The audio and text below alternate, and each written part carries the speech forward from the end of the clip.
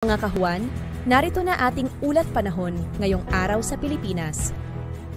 Update po muna tayo dito sa binabantayan nating bagyong si Verbena mula sa nilabas nating Tropical Cyclone Bulletin kaninang. Itong si Verbena ay nananatili sa Severe Tropical Storm category at ito'y huling namataan sa line 240 kilometers north-northeast ng Pag-asa Island, Kalayaan, Palawan. Yes po, nakalabas na ito ng ating Philippine Area of Responsibility kaninang madaling araw. May taglay na lakas na hangin na 110 kilometers per hour at pagbugso na umaabot ng 135 kilometers per hour. Ito'y kumikilos west-northwestward sa bilis na 20 kilometers per hour. May kita din natin dito sa satellite image po natin, meron din tayong mga kumpol ng kaulapan dito sa may northern Luzon.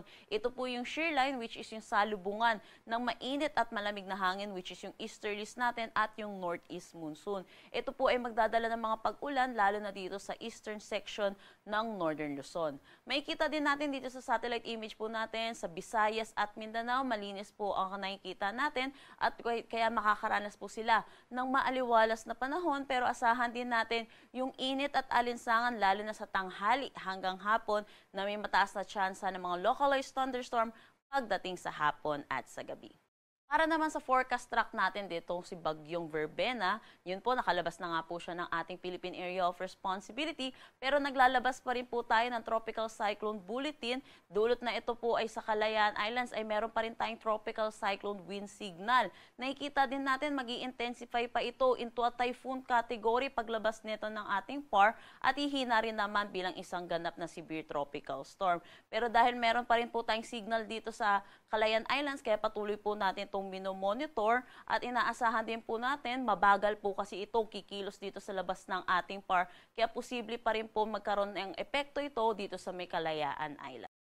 So yun po, signal number 1 po tayo dito sa may Kalayaan Islands. Para naman sa ulan na inaasahan natin, mga significant rainfall po natin, ito po ay hindi na po dulot na itong si bagyong Verbena, dulot ito ng shear line. Inaasahan natin ang 100 to 200 millimeters of rain dito sa may Cagayan at inaasahan din natin yung mga yellow po natin, Apayao, Kalinga at Isabela, 50 to 100 millimeters of rain. So yung mga dito kababayan po natin dito sa may Northern Luzon, ilang araw na rin po tayo nakakaranas ng mga sunod-sunod na pag-ulan. So iba yung pag-iingat pa rin po, lalo na po saturated na rin po ang ating mga kalupaan. So mataas na po ang tsansa rin ng mga pagbaha, pati na rin yung mga pagguho ng lupa. Ugaliin po natin makinig sa ating mga local government units hinggil sa mga posibleng paglikas na kailangan po natin gawin. Para naman bukas, bahagya pong hihina yung epekto po netong shear line, pero inaasahan pa rin po natin significant rainfall pa rin po yung 50 to 100 millimeters of rain dito sa may Cagayan, Apayao at Isabela. Saturday naman po, November 29, dito na lamang tayo makakaranas ng 50 to 100 millimeters of rain dito sa may Cagayan.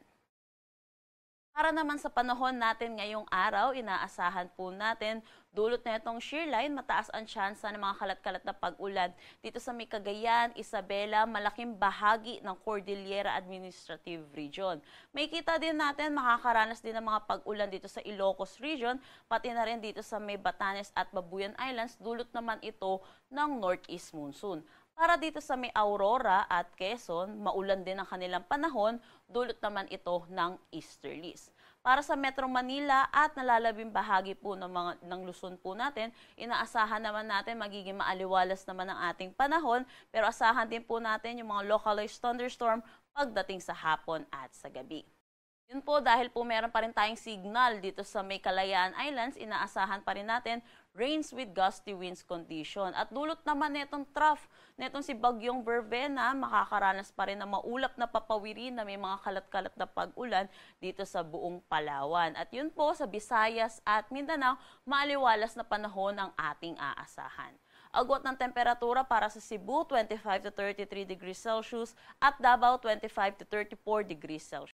Meron tayong nakataas na gale warning dito sa may Batanes, Cagayan, kasama ang Babuyan Islands, Ilocos Norte, Ilocos Sur, western portion ng Pangasinan, pati na rin dito sa may Kalayaan Islands. Dito po sa may Northern Luzon, dulot ito na pagbugso ng northeast monsoon, and then dito naman sa Kalayaan Islands ay dulot po nitong si Bagyong Berbena. So pinapaalalahanan po natin mga kababayan po natin mangingisda at may mga sasakyan maliit pandagat, delikado po muna pumalaot dito sa ating coastal waters.